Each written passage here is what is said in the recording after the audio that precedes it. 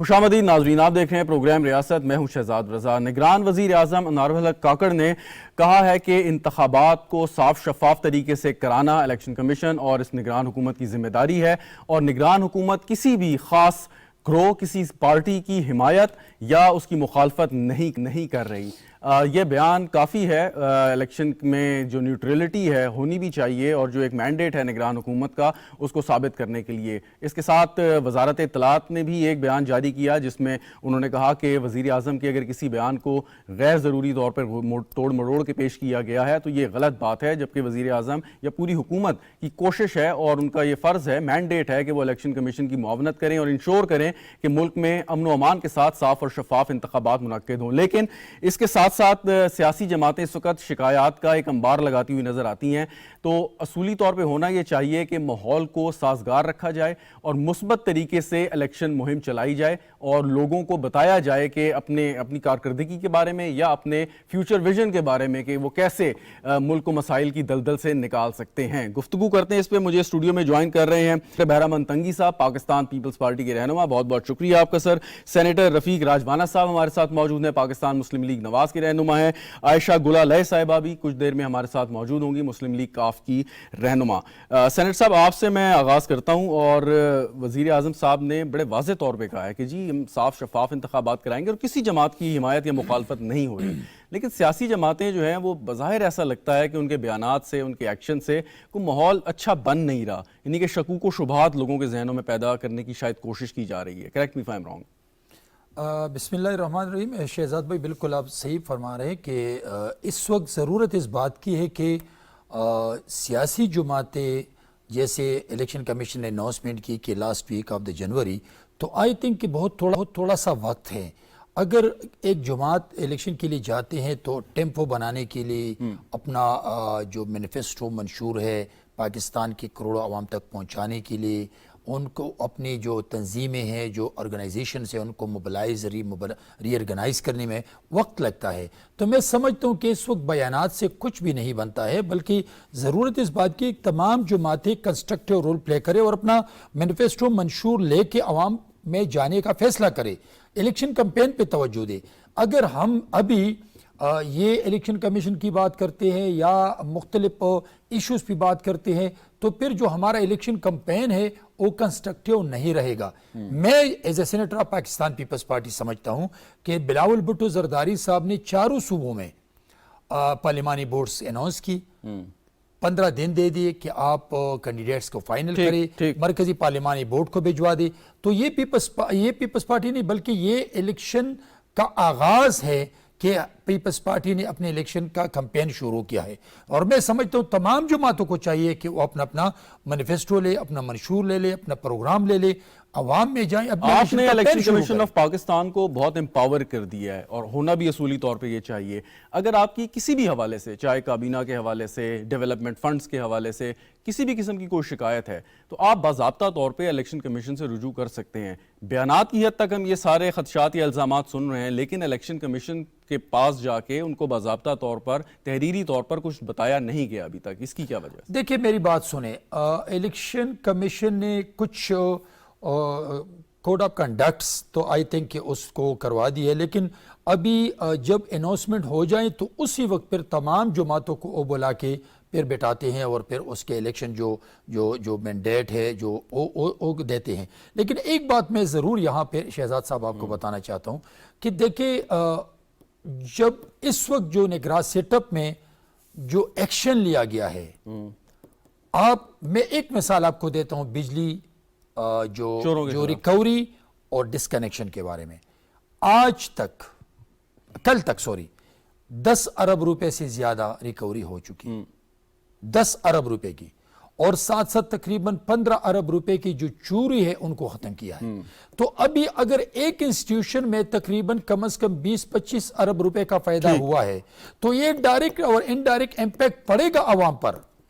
जिन districts ने, जिन तहसीलों ने, जिन डिवीजन ने अपनी रिकवरी पूरी की, तो मैं समझता हूं कि वहां पे लोड शेडिंग का खात्मा करेगा वो। इन्हें डिस्कोस चाहते हैं कि जिस डिस्ट्रिक्ट में हमारी रिकवरी पूरी हो जाए, वहां चोरी खत्म हो जाए, तो फिर इस डिस्ट्रिक्ट को हम ایک منٹ بھی مطلب کہ لوڈ شیڈنگ نہیں کریں گے. تو یہ فائدہ ہے عوام کے لیے. میں سمجھتا ہوں کہ جو ایکشن لیے گئے ہیں ان کو سپورٹ کرنا چاہیے تاکہ آنے والا الیکٹڈ حکومت کے لیے آسانی ہو معیشت مضبوط بنانے میں. ٹھیک, بالکل صحیح. مجاہد بریلوی صاحب ہمارے ساتھ موجود ہیں, سینئر تجزیہ کار ہیں. سر آپ میری آواز سن سکتے ہیں؟ جی سر, سوال یہ ہے کہ ابھی بہرامند تنگی صاحب یہ بات کر رہے تھے کہ نگران حکومت نے جو اقدامات کیے ہیں وہ قابل ستائش ہیں.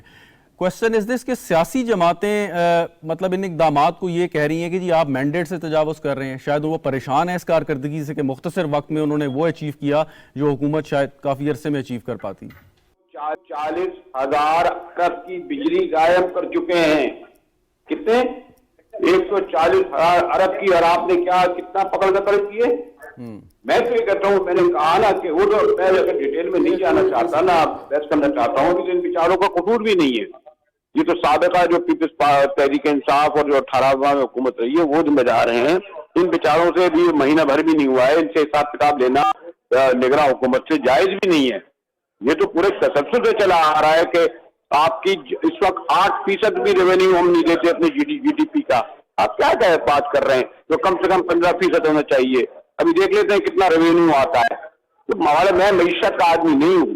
اور سب سے بڑھ کر یہ کہ کیئر ٹیکر گورنمنٹ کا جو کام ہے کہ وہ الیکشن کے لیے سازگار فضا کرے.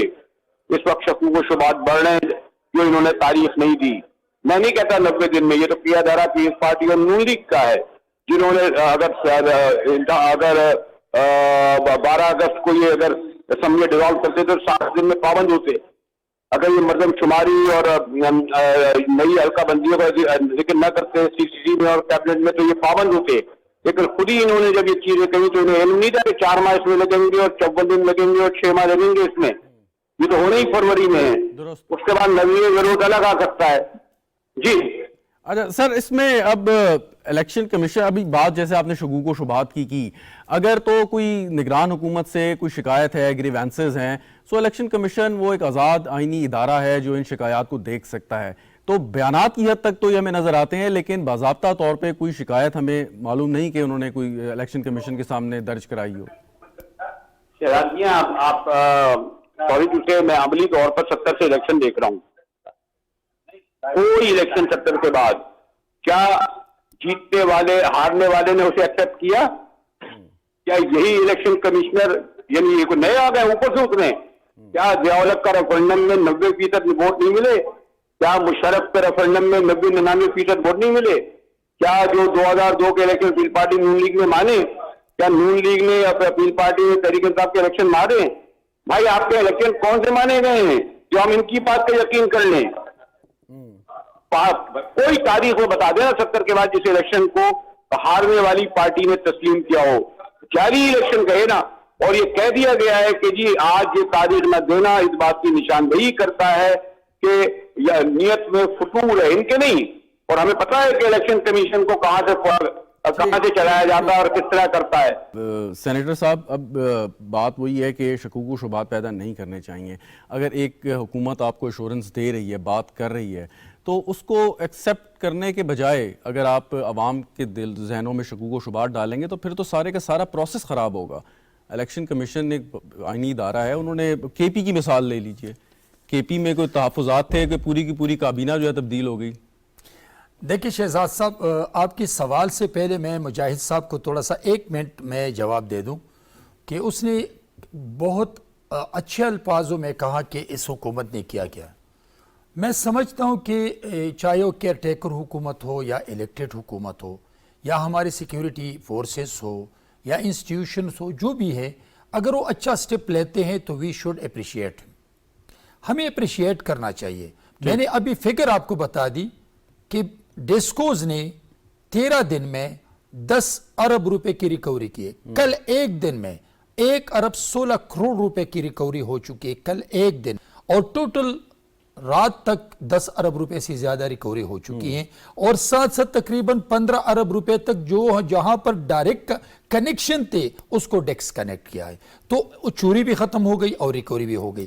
اگر ہم اس سسٹم کو اسی طرح آگے لے جائیں اور پھر مجاہد جیسے ساتھی اور آپ جیسے لوگ اگر اس سسٹم کو اویئرنس کے طور پہ آپ عوام میں اجاگر کرے کہ اپنا بل وقت پہ جمع کرے, آپ ڈسکنیکشن کرے, ختم کرے, آپ میٹرائزیشن کرے, تو اگر ایک انسٹیٹیوشن مضبوط ہوتا ہے تو وہ انسٹیٹیوشن پھر امپیکٹ پڑتا ہے عوام پہ. اگر ایک ڈسٹرکٹ نے اپنی ریکوری پوری دی اور اس ڈسٹرکٹ میں چوری ختم ہو گئی تو آٹومیٹکلی اس ڈسٹرکٹ میں لوڈ شیڈنگ نہیں ہوگی. اٹ مینس کہ عوام کو ریلیف دیا گیا.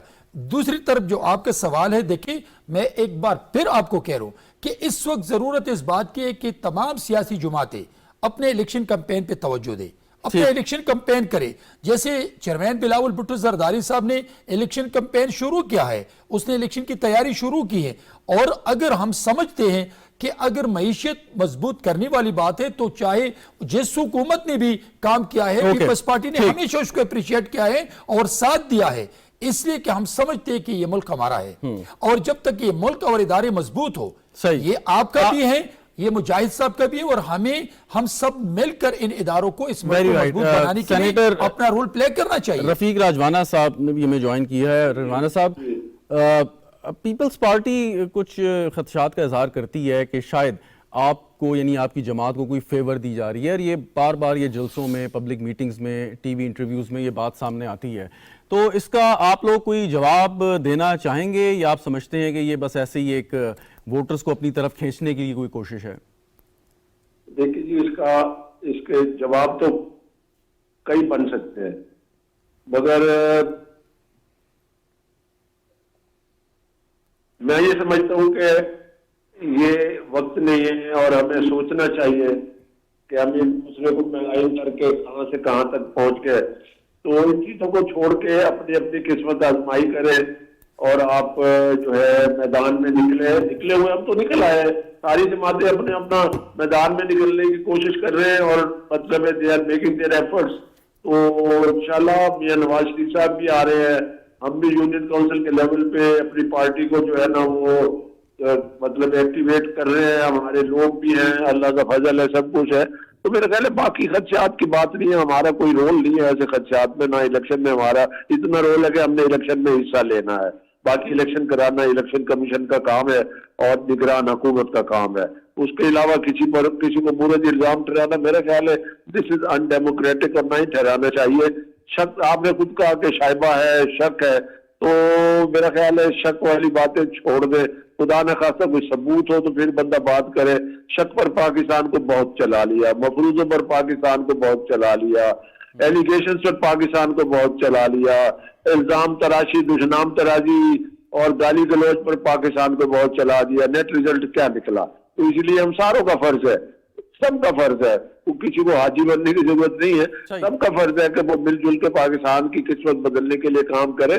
عوام کو میسج دے, عوام کتنی دفعہ انتخاب میں حصہ لے گی اور کس کس کو الیکٹ کرائے گی, عوام کو میسج دے, بہتری کا میسج دے اور مل کے کام کرے. پاکستان کے جو راجوانہ صاحب, ایک سوال یہ ہے کہ اب آج کل میڈیا میں ایک بحث چل رہی ہے کہ جب میاں صاحب واپس تشریف لائیں گے پاکستان, اس کے بعد نون لیگ کا بیانیہ کیا ہوگا. اس پہ جو میڈیا کے اندر ہی جو گفتگو ہے یا باتیں ہیں, ان کے مطابق ایک ہارڈ لائن اپروچ لینے کی بات ہو رہی ہے, اور ایک بات ہے کہ آپ فیوچرسٹک اپروچ کے ساتھ آگے جائیں. سوال یہ ہے کہ سیاسی جماعتوں کو ووٹر کو اپنی طرف راغب کرنے کے لیے کیا ان چیزوں کا سہارا لینا چاہیے, یا آپ ووٹرز کے سامنے اپنا ایک ویژن دیں, آگے کا فریم ورک بتائیں کہ آپ ملکی مسائل کو کیسے دیکھتے ہیں اور کیسے ملک کو اس سے نکالیں گے, اس بنیاد پر ووٹر آپ کو ووٹ دے. دیکھیں اس کے دو حصے ہیں.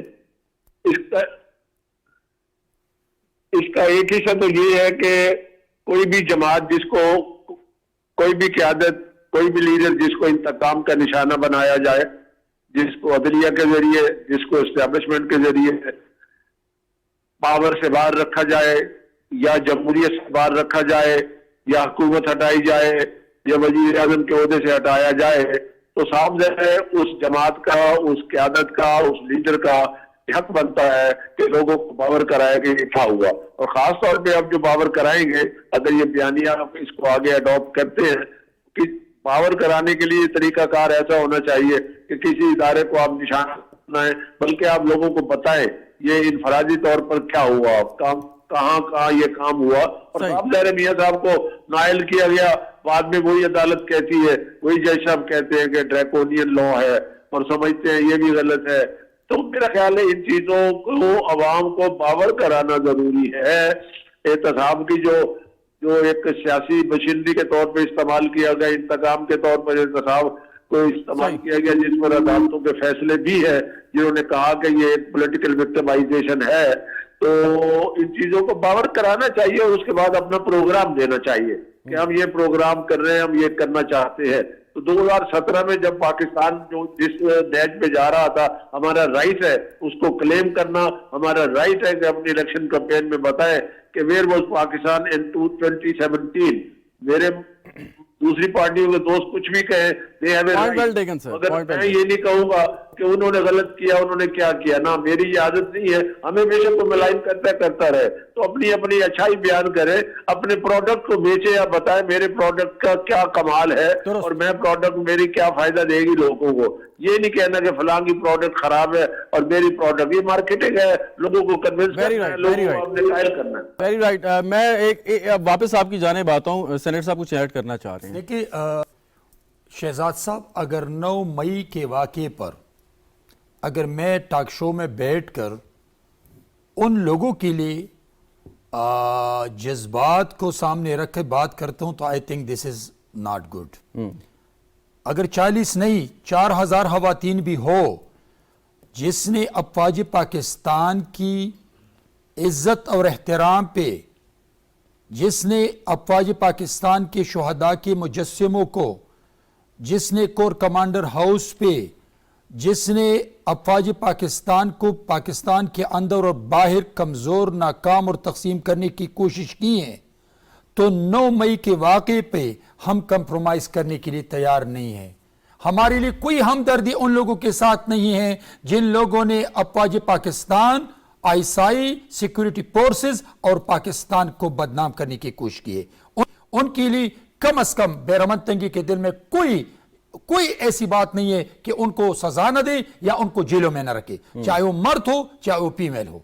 میری کوئی غرض نہیں ہے. لیکن ایک بات میں آپ کو بتا دوں, پولیٹیکل وکٹمائزیشن کیا ہے؟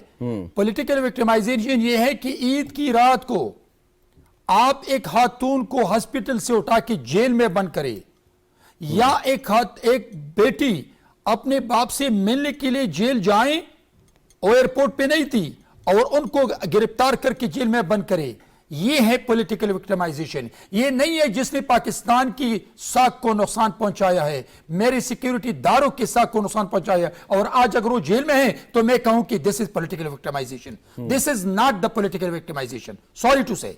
شہزاد صاحب, بات ہم کرتے ہیں پاکستان کی, پاکستان کی ڈگنیٹی کی, پاکستان کے عزت اور احترام کی, لیکن ساتھ ساتھ میں ان اداروں کی عزت اور احترام کی بات کروں گا جن کے جوانوں نے اپنی جانوں کی قربانی دے کر, اپنا خون دے کر میرے اور میرے بچوں کے مستقبل کو محفوظ بنایا ہے. آج یہاں اینکر بیٹھے ہیں, میں یہاں ایک سیاسی ورکر بیٹھا ہوں, یہ اس لیے کہ وہ اپنی جانوں پہ کھیلتے ہیں, اور میرے بارڈر کے ساتھ ساتھ پاکستان کے اندر اور باہر ان سازشوں کو ناکام بناتے ہیں.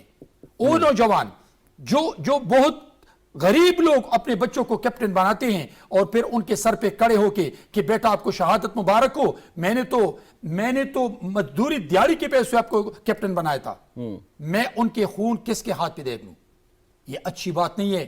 اور پھر ان شہداء کے لواحقین کو کیا میسج ہم دے رہے ہیں جب ان کو گالی دیتے ہیں؟ ان کو یہ میسج دے رہے ہیں کہ آپ کے شہداء کی خون ضائع ہو چکا ہے. غلط بات ہے یہ. اس لیے کہ 9 مئی میں جو لوگ انوالو ہے, جو جیلوں میں ہے, ان کے فوٹیج موجود ہے, ان کی تصاویر موجود ہے, ان کی تقاریر موجود ہے, وہ ایسے نہیں ڈالا ہے, وہ شک کی بنیاد پہ نہیں ڈالا گیا ہے, وہ ثبوت کے ساتھ آج وہ جیل میں ہے. ان کو نشانہ عبرت بننا چاہیے, ان کو سزا ملنی چاہیے کہ آئندہ کے لیے پاکستان کی عزت اور احترام کو کوئی ڈیمیج کرنے کی کوشش. بالکل ٹھیک. سینیٹر راجوانا صاحب, یہ بالکل آج وزارت اطلاعات کا بھی بیان آیا کہ ہر شخص, ہر سیاسی جماعت الیکشن میں حصہ لینے کے لیے آزاد ہے, لیکن اگر کسی کے خلاف کوئی جرم ثابت ہوا ہے یا کوئی شخص جو ہے وہ سنگین جرم کے مقدمے کا سامنا کر رہا ہے تو وہ تو قانون اپنا راستہ بنائے گا. اس چیز کو جوڑ دینا مطلب صاف اور شفاف انتخابات کے حوالے سے شکوک و شبہات پیدا کرنا، اور جیسے بہرام تنگی صاحب کہہ رہے ہیں کہ وہ سیاسی انتقام نہیں کہلایا جا سکتا، لیکن اپنی کنوینئنس کے مطابق ایک یا کئی سیاسی جماعتیں یہ بات کرتی ہیں، تو یہ مناسب ہے کہ ایک جمہوریت کو آگے بڑھانے کے لیے؟ دیکھیے، جو نگران حکومت کی طرف سے بیان آیا ہے وہ بیان نئی بات نہیں ہے. ایک کامن مین بھی بات کر سکتا ہے کہ جی کہ جو آدمی جرم کرتا ہے اس کو سزا ملے گی، اس کا الیکشن سے کوئی تعلق نہیں ہے. جہاں تک وکٹمائزیشن کا تعلق ہے، سیاسی انتقام کی بات ہے، وہ کسی کے ساتھ بھی ہو، چاہے کسی جماعت کا بھی آدمی ہو، چاہے کسی جماعت کا بھی لیڈر ہو، اگر بے گناہ ہے، اگر اس نے کچھ نہیں کیا تو پھر اس کے خلاف جو کام کریں گے، کوئی مقدمہ ہوگا یا اس کے خلاف کوئی ایسی انتقام کی بو آئے گی تو ڈیفینیٹلی وہ پھر الیکشن کی طرف جب بات جائے گی تو وہ بندہ کلیم کر سکتا ہے، وہ لیڈر کلیم کر سکتا ہے، وہ پارٹی کہہ سکتی ہے، احتجاج کر سکتی ہے کہ جی ہمیں سیاسی انتقام کا نشانہ بنایا جا رہا ہے. تو اسی وجہ سے میں نہیں سمجھتا کہ انہوں نے نگران حکومت اپنی ایک جو بات کر رہی ہے وہ اس لیے کر رہی ہے کہ جی بڑے کوئی اعتراض بھی ہو رہے ہیں، کچھ باتیں بھی ہو رہی ہیں. باقی یہ بھی دیکھنا چاہیے کہ نگران حکومت کے وزراء کو بھی بڑا محتاط انداز سے بیان دینے چاہیے تاکہ وہ اس بات کا نشانہ نہ بنے.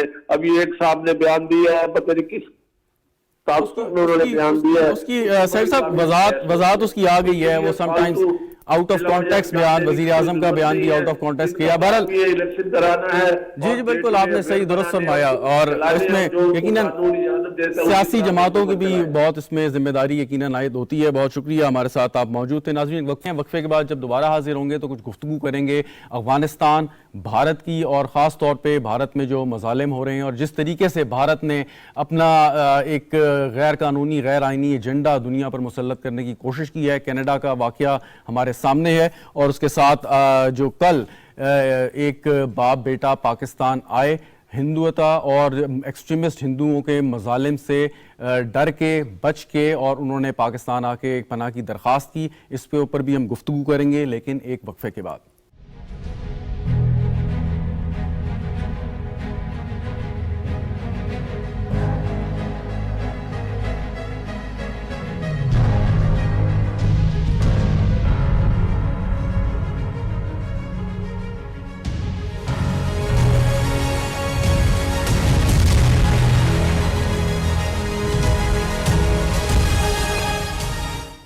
پروگرام میں ایک بار پھر خوش آمدید. ناظرین، بھارت میں اقلیتوں کے لیے زمین تنگ ہوتی جا رہی ہے، اور جو وہاں پہ انتہا پسند ہندو ہیں وہ کس طریقے سے غیر ہندو جو وہاں پہ افراد ہیں، باشندے ہیں، ان کو ٹریٹ کر رہے ہیں، یہ اپنی مثال آپ ہے.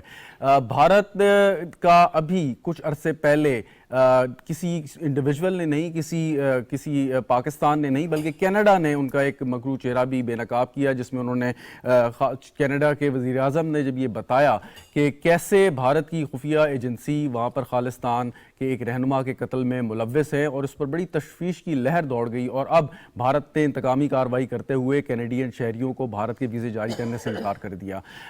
یہی ہٹ درمی کافی نہیں، ایک اور ثبوت کل آیا کہ جب ایک باپ اور بیٹا محمد حسنین صاحب اور ان کے صاحبزادے اسحاق امیر صاحب پاکستان آئے، اور پاکستان میں آ کے انہوں نے کی درخواست کی. یہ کوئی انوکھا اور پہلا واقعہ نہیں ہے، بے تحاشا ایسے واقعات ہو چکے ہیں، لیکن بہت سے ایسے لوگ ہیں کہ جن کو وہاں سے نکلنے کا موقع نہیں ملتا. باپ بیٹے نے کیا گفتگو کی، مختصر آپ کو سناتے ہیں. ہندوستان میں مسلمانوں پر جو ظلم کے پہاڑ توڑے جاتے ہیں ان کا عشیر بھی ہندوستان کی میڈیا میں رپورٹ نہیں ہوتا، خاص طور سے مودی کے برسر اقتدار آنے کے بعد کوئی بھی بات اس میں شامل نہیں ہوتی.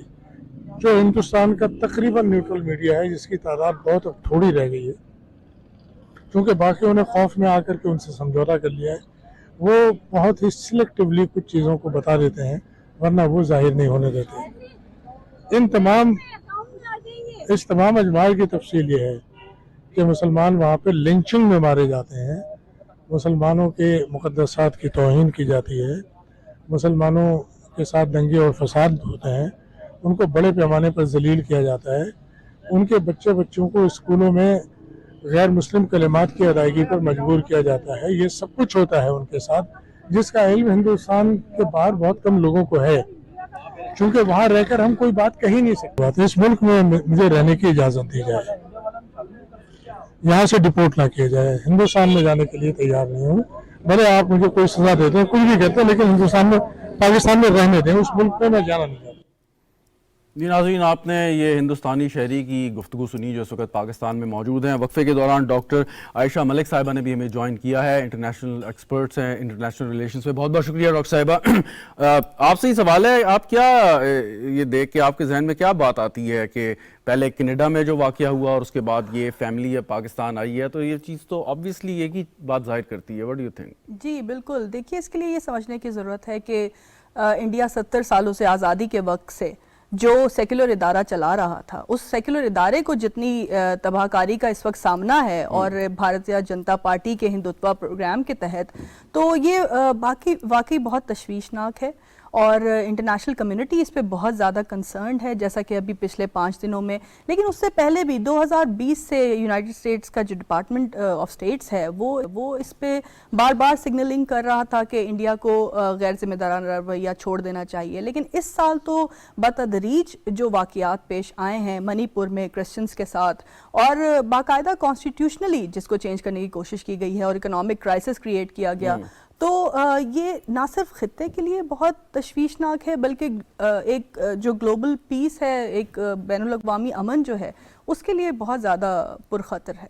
लेकिन इसमें एक चीज़ हमने भी देखी, खास तौर पे जो कनाडा में वाक़या हुआ उसके बाद जो रिएक्शन एक इंटरनेशनल कम्युनिटी का आना चाहिए था वो नहीं आया। आपको याद होगा कि टर्की में एक वाक़या हुआ था जिसमें ये इल्ज़ाम आयद किया गया कि शायद एक और मुस्लिम मुल्क के लोग उसमें मुलव्वस हैं, उस पर जिस किस्म का रिएक्शन था वो हमें भारत के उस पर देखने में नहीं आया, जबकि प्राइम मिनिस्टर खड़ा होकर जो है पार्लियामेंट में बात कर रहा है। जी बिल्कुल, ये बहुत अफसोसनाक है, क्योंकि जो जमहूरियत पसंदाना रवैया है जो पिछले 1945 ऑनवर्ड्स अक़वाम मुत्तहिदा के प्लेटफॉर्म से जिसको रिफ्लेक्ट किया गया बार बार, उस जमहूरियत पसंदाना रवैये की हिपोक्रेसी बहुत बुरी तरह सामने आई है कि आप एक हाथ पे तो हर तरह के, मतलब टर्की और सऊदी अरब के जो रिलेशंस हैं वो बहुत ज़्यादा कंस्ट्रेंड हो गए और अमेरिका ने उसमें बहुत रिस्पॉन्सिबल रोल प्ले किया, लेकिन कुछ हद तक अमेरिकन एडवाइजरीज इस पे बात कर भी रही हैं, लेकिन रवैया उस तरह नहीं है जिस तरह हम इंटरनेशनल कम्युनिटी से एक्सपेक्ट कर रहे हैं। ठीक, सेनेटर साहब आपका खासा एक्सपीरियंस है इस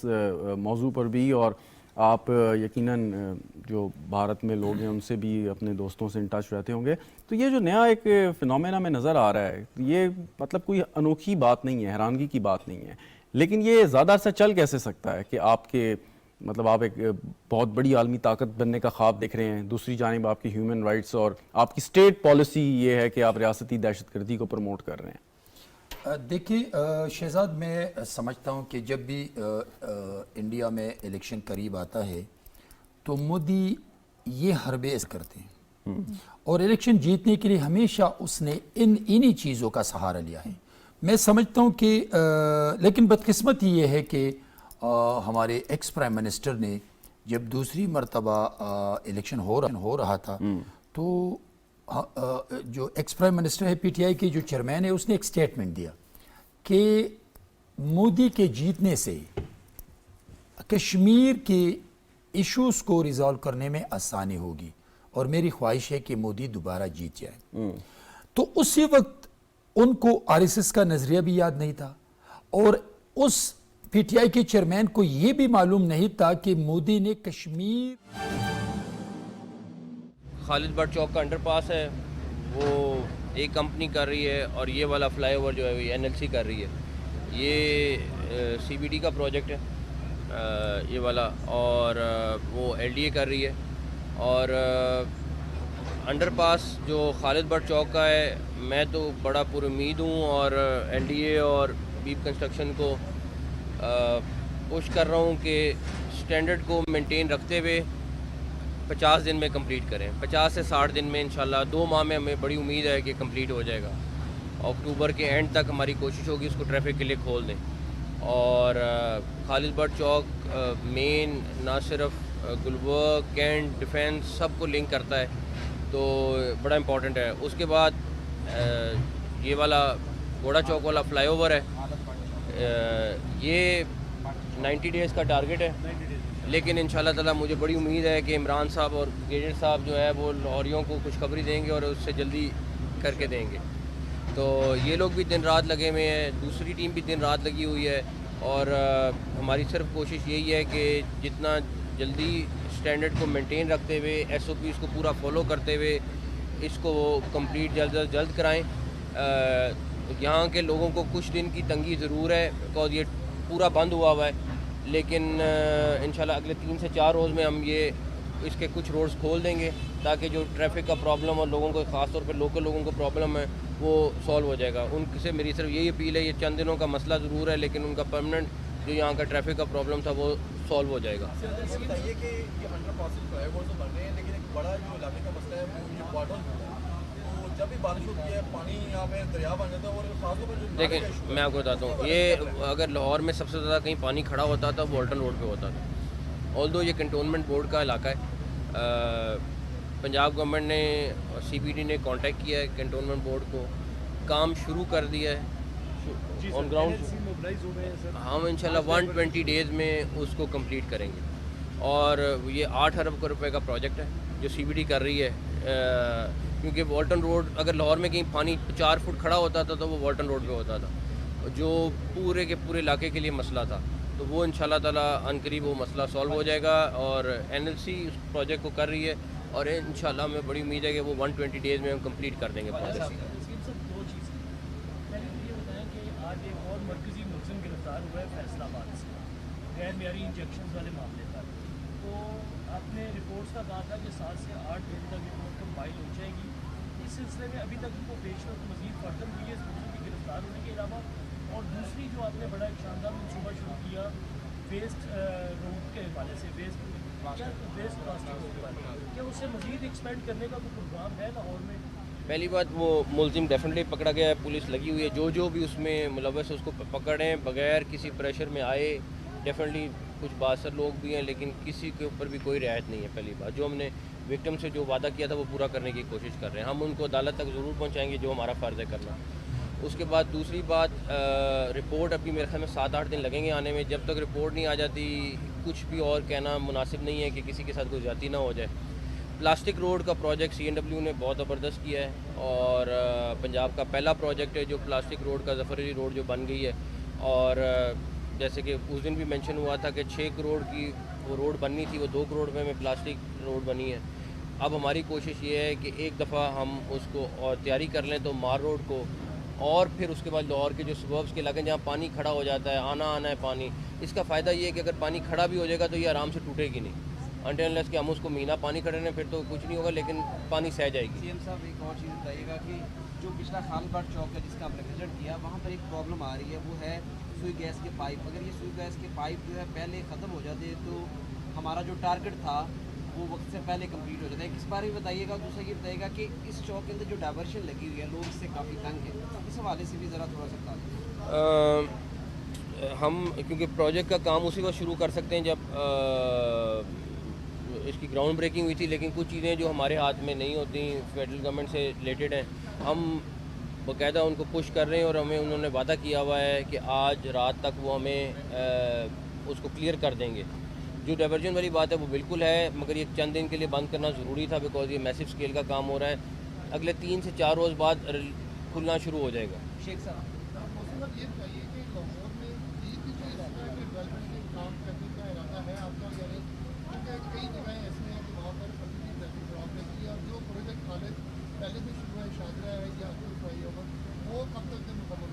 دیکھیں شادرہ کیونکہ پہلے سے چل رہا تھا اس کو کمپلیٹ کرانا ہمارا مسئلہ, لیکن اس میں بھی اب راوی برج ایڈ ہو رہا ہے کیونکہ وہ سارا فلو آئے گا اور آگے باٹل نیک ہو جائے گی تو راوی کا برج شروع ہو رہا ہے, وہ بھی ہم کمپلیٹ شادرہ بھی کمپلیٹ کرا لیں گے. باقی SL3 اسٹیم چل رہی ہے لاہور کی, وہ بہت بڑا پروجیکٹ ہے لاہور کا.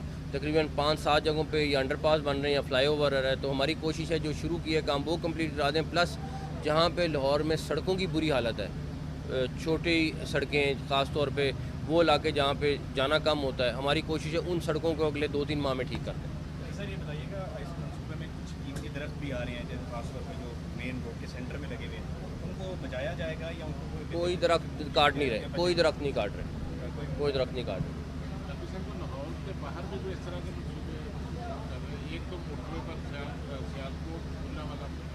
हर डिवीज़न में हमने 1 से 2 प्रोजेक्ट पिक किया है। गुजरांवाला में मोटरवे है, इसी तरह मुल्तान में है, इसी तरह जहाँ जहाँ पे भी हमें चीज़ रिक्वायर्ड थी वो हम पूरा कर रहे हैं इंशाल्लाह ताला। बहुत शुक्रिया, थैंक यू।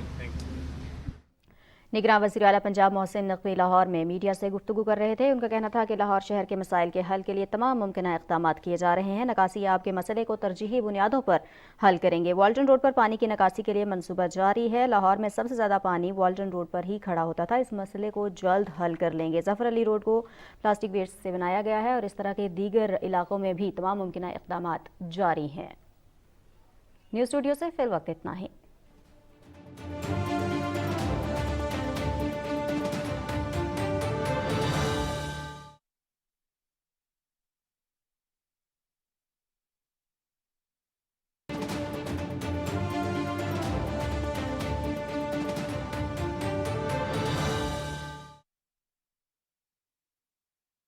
जर्मनी में जाने की ख्वाहिश भी जाहिर की थी।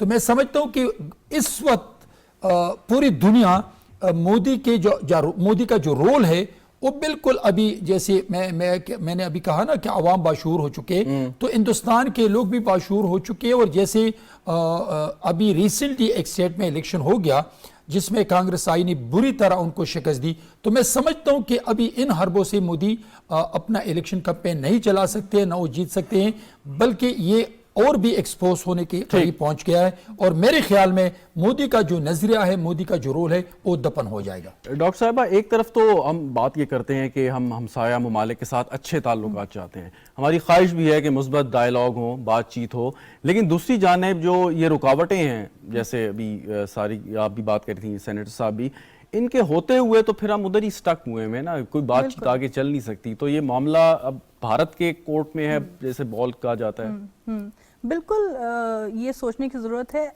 असल बात ये है कि हर मुल्क को इंटरनेशनल कम्युनिटी में ये देखना होता है कि किस फ़िलासफ़ी और किस स्ट्रैटेजी के तहत वो अपनी पॉलिसी बना रहे हैं। तो एक स्ट्रैटेजी और फ़िलासफ़ी जो आप आज़ादी के वक्त से सेक्युलर इंस्टीट्यूशन की चला रहे थे, वो सेक्युलर इंस्टीट्यूशन तो डिसइंटीग्रेट हो रहा है। तो ये बिल्कुल सोचने की ज़रूरत है, उसको रीविज़िट करने की ज़रूरत है इंडिया को, और इंडिया पे इंटरनेशनल कम्युनिटी को प्रेशर बिल्ड करने की ज़रूरत है, जो कि इंटरनेशनल कम्युनिटी अभी तक नहीं कर पा रही है। मतलब जिस कदर जारहाना रवैया इंडिया ने मुसलमानों के ख़िलाफ़, क्रिश्चियंस के ख़िलाफ़, दलित्स के ख़िलाफ़ और आदिवासियों के ख़िलाफ़ अपनाया हुआ है, उस पर इंटरनेशनल कम्युनिटी खामोश है।